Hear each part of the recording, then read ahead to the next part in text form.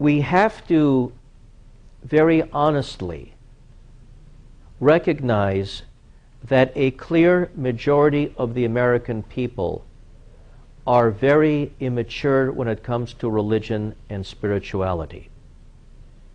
This is self-evident. We don't berate them or insult them because of this, but we have to get going in trying to educate them.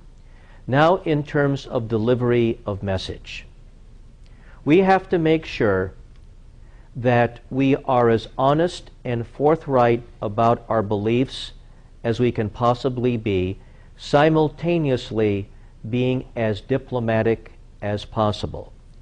We don't want to insult, but we don't want to pull punches. And it is doable. You don't say to someone that they're an idiot because they believe in God. What you say is you understand the transcendental temptation, as Paul Kurtz called it 20 years ago. You understand the yearning for supernatural salvation, but the evidence is not there and it's contrary. You understand why people want to live forever, but the overwhelming evidence that consciousness is a byproduct of a physical brain renders that highly unlikely, and mature human beings need to recognize that.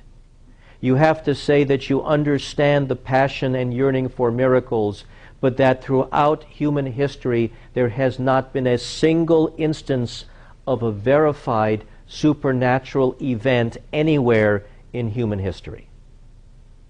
You have to become familiar with the atheistic arguments, and then you have to make them in a way that is kindly and polite but does not pull punches. Also, very important, we cannot let the fox guard the henhouse. We can never let the prevailing religious sentiment in society determine for us what is out of bounds or within bounds in arguing against religious belief systems. You never let your enemy decide what is too offensive for you to say. And we do not let the other side define our vocabulary. We do not let the other side demonize the word atheist. We take the word, we rehabilitate it, and we restore it to a place of honor. Again, learning from the gay community, look at the marvelous social political turnaround that they did with the word queer.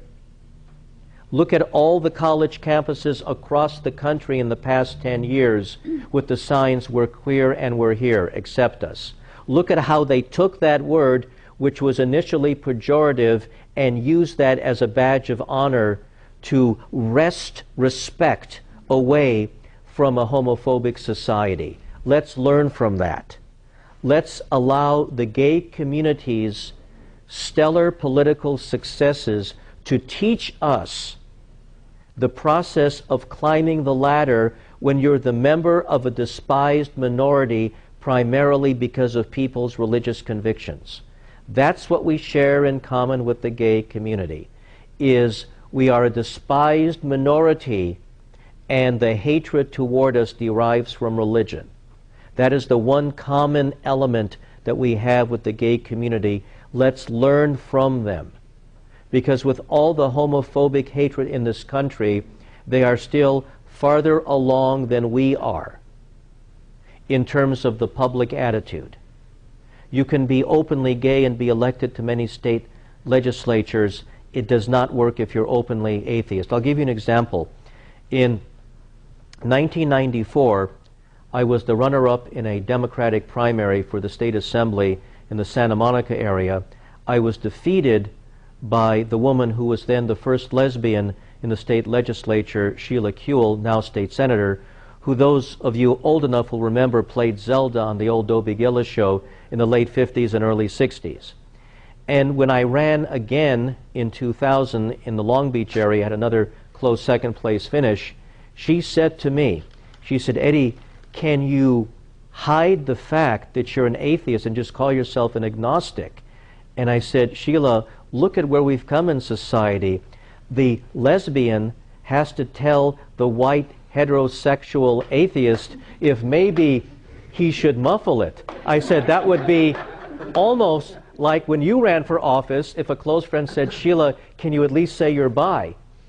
And we were laughing at this, but it showed how far down on the pecking order we are.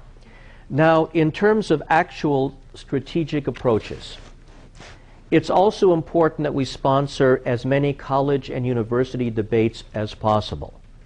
We must get our best speakers and debaters on college campuses to speak and debate on why there is no God. Because for the atheistic arguments, which are so powerful, to take hold, for people to recognize that we live in a natural universe with no supernatural agencies, we have to get our arguments out there in frequent appearances, because we will be planting seeds. Another example, when I debated in Canada 5 years ago at Queen's University, one of their Ivy League schools, I debated the head of their Campus Crusade for Christ. We drew about 600 students, and the issue was, does God exist? Well, 10 Christian students came up to me afterwards and said, I didn't shake their belief in God, but I challenged their belief in the fundamental fairness of exclusive salvation through Jesus, and I said, you made the entire trip worthwhile. That was enough of a seed to plant for one debate. But there need to be many debates in campuses all over this country. This state is a marvelous experimental laboratory for atheism, because here in Minnesota, you have it all. This is a state which really wobbles on the questions of church-state separation and religion. You have parts of the state that are pretty fundamentalist or very traditional in their views. And then you have the Twin Cities. This is a perfect state up for grabs, and the prize being not just a legal but a social victory for the general public's acceptance of the non-believer. So many of you need to consider, if you'll run for local city council, will you run for school board? Will you talk to your neighbor? Will you ask the local Kiwanis Club if they will hear a presentation on why God does not exist? Will the local Rotary Club hear you? Will there be some town meeting where you can speak out and say that the non-believer is a threat to no one and we just want equality? And then when people ask you, explain that unfortunately, as joyous as it would be to live forever, this is the evidence, this is the human brain, this is the physical world, there's no evidence of the supernatural, this is all the arguments for evolution. Look how intelligent design has no peer-reviewed scientific support. Look at what some of these religious people are doing. Look at the Reverend Haggard in his massive hypocrisy of condemning the gay community and then being a member of it himself, but doing it in secret. Bring all of these up, but then say to the believer, you don't want to take away their legal right to believe, you just want to join the marketplace of ideas. But all of these approaches will have to span out over decades to come. We cannot be disheartened by the way most people see us now, but we have to be realistic. In today's America, when people identify us, or when we identify ourselves, the atheist is the still most unjustly despised minority in the country today. Once people think of us, they hate us more than anyone else. Look at the absolute virulence directed at Mike Newdow when all he wanted to do was to make the Pledge of Allegiance neutral. The death threats, the everything that happened to him, the hatred directed at him, all of that because he wanted the Pledge of Allegiance to be equally owned by all Americans. And so if we begin today, this hour, this minute, no one in this room may live to see the outcome. But as Bobby Kennedy once said, what we do today will have an impact in the distant future. There is a very, very bleak landscape facing America today.